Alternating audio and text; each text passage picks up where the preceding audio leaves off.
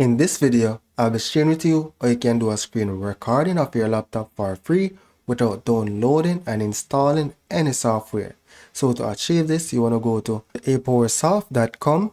Under product and solution, go over to the online section and select screen recorder.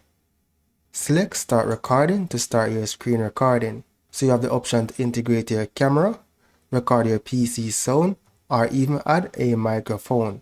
I'm just going to be using screen recording only, right? So to start your recording, just select start recording. Now due to memory constraints, extended recording may result in file saving failures. So it's recommended to use the desktop app for recording exceeding 1 hour. So if you're doing like a quick 15-20 minutes recording, you're good to go using the web recorder. So select continue recording. Select the window that you want to record. I'm going to select the entire window and then select share. So I'm just going to select continue without audio. So the record will begin shortly. Alright, so just let's do some little scrolling for now just to capture some activity. Let's go back to the main window and then select stop sharing to stop the recording. So here I have my recorded file, so I'm just going to hit play. Right, so that's all I recorded. Now I can download the file as MP4 to save it on my desktop, and that's basically it.